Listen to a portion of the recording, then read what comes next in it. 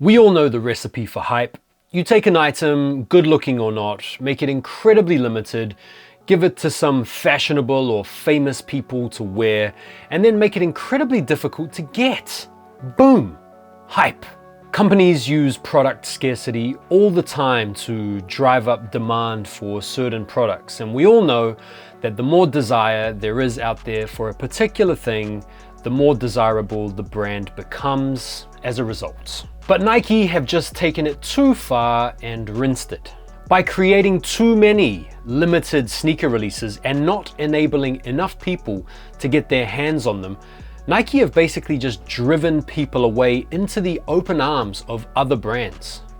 Exclusive Nikes are kind of like an exclusive nightclub. Think about it. You're out there on a Saturday night, queuing up, just pining for the opportunity to pay the entrance fee to get into the club, only to be rejected. Meanwhile, the same old faces seem to be getting in, either by the back door or by bribing the bouncer. It just doesn't seem fair. The same old people are getting in where you're stuck outside waiting.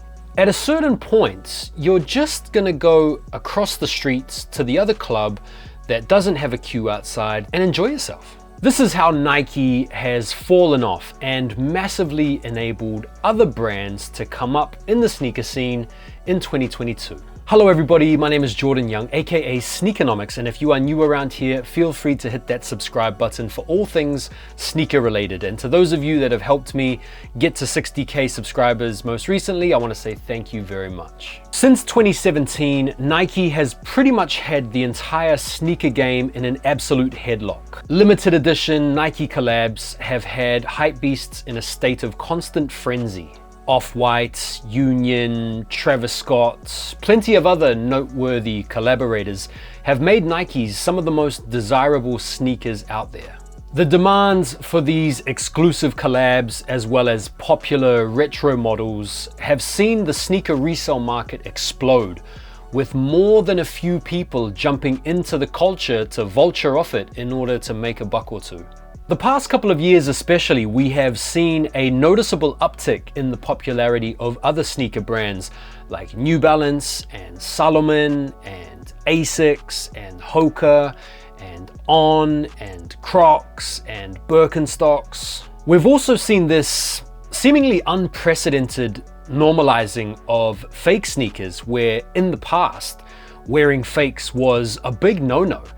And nowadays, fakes are defended like some kind of combination of Dikembe Mutombo and Joe Dumas. So what happened? It seems like Nike could do no wrong. How did they go from being the only bar in town to now being just one of many destinations one could choose to wet their beak?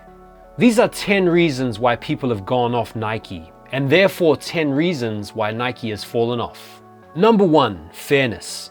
There's a perception out there that Nike releases are predominantly unfair and that the Nike Sneakers app doesn't even work. How many people out there do you know that have never won anything exclusive on the Sneakers app despite years of trying? In fact, some people win so infrequently on the app that they've just deleted it. Number 2, nepotism and hypocrisy. We all know the famous story about Marcus Jordan famously backdooring the trophy room ones and then coming out to claim it was all cap. This sense of unfairness really hits home because we all know Marcus Jordan is already very wealthy, owing to his father being Michael Jordan. He couldn't be better connected to have access to all of the shoes all of us could only ever dream of. He's in a great position to be able to do something really useful for the sneaker community in terms of making a sneaker available to everybody who wants the chance to cop them. And so then to take a very limited sneaker and then to backdoor it into the hands of greedy resellers felt a little bit shitty. The famous case of Joe Herbert, whose mother Ann Herbert was a senior VP at Nike and enabled her son to gain access to incredibly large volumes of limited sneakers using her own company credit card to then go on and make huge profits with on the resale market. Number 3, the flagrant and conspicuous backdooring of Nike products that happens every single big release. How do we know backdooring is going on every single release? All you have to do is go on to StockX to see pairs of sneakers being sold long before their official release date. The fact that you can go onto the website and buy the sneaker weeks or in some cases months before it comes out smacks of backdooring, because in order to be able to sell the product before it comes out officially, you need to have that product. And who has access to the product? Retailers. Number 4, Nike's reluctance to produce enough product to satisfy the obvious demand. A huge thing that Nike could do to appease the ongoing disappointment people are experiencing with the limited kicks is to make them, guess what? Just slightly less limited. The reality is, for Nike, when you make a very, very limited product and you then send it out to retailers who are then going to make the product even more limited by siphoning off pairs to their backdoor buddies, it means that the public have got even smaller a chance of getting their hands on the already limited product. As Nike continue to commit to underproducing their popular models, all they're doing is enabling resellers to charge more, which unfortunately is driving a lot of people to reps. Number 5, the poor quality control. Quality control with Nike has been suspect for a long time now, and people are growing increasingly more agitated over spending good money for sneakers that have got glue stains or poor stitching or misaligned logos or bad general quality. The kicker to this is that with replicas becoming more and more popular, they have increased their quality.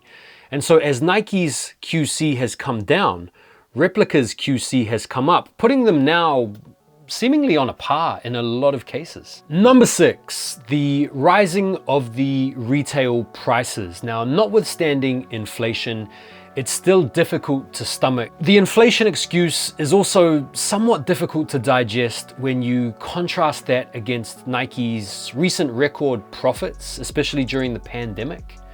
People don't really mind spending a little bit more money on a sneaker if it's reflected in the quality. And as I was mentioning before with the QC, it now feels like we've never been paying more for less. Reason number 7 is the repetition. Nike have been absolutely rinsing it lately. We've been seeing ad nauseum Dunk releases, Jordan 1 releases. They've taken the most popular models over the past few years and proceeded to absolutely bash us around the heads with it. Reason number 8 is other sneaker brands. Because people have been put off Nike because of the unfairness, the repetition, the poor quality, all the things that I've mentioned, people have felt like looking at other brands or models is an attractive proposition. And other brands have been doing a lot of good stuff in the sneaker space to captivate people's attention. Because people feel like they can't hit on the kind of sneakers that they are really interested in with Nike, they've kind of just given up and jumped over to see what the New Balance fuss is all about, or what the Salomon trend is saying. And in checking out these other brands and models, they've proceeded to discover that these other brands have got some really good sneakers with some really good quality and comfort for some really reasonable prices. Number 9 is trends. Trends change. We've gone through so many cycles over the past decade, whether it's been Nike basketball, going over to Adidas Boost, back to Jordan Retros and Nikes, and now we've gone through a series of different trends, whether it's tech wear or Gorpcore or Normcore or whatever you want to call it. But the fact that trends have changed and Nike hasn't been able to kind of move with the trends with as much agility as some of these other brands means that they've been kind of left in their wake a little bit. And number 10, the last reason why people have fallen out of love with Nike is just the lack of anything really new and exciting. The latest, greatest sneaker from Nike, the Air Scorpion, is really just a reification of a 35-year-old sneaker, the Air Max, that doesn't really have any swag or any drip or any cool about it, and is being sold at an incredibly inflated retail price. Now, I'm not suggesting that Nike are about to lose market cap or relinquish their #1 position. What I'm really speaking of here is my perception of how I see Nike given the current climate in sneaker culture. I think we'd all agree that these other brands have certainly come up, and a large part of it is owing to a lot of the things that I've been speaking about in this video. So let me know your thoughts. Do you think that Nike have fallen off? Do you think that other brands are more appealing or reps are more attractive than ever before?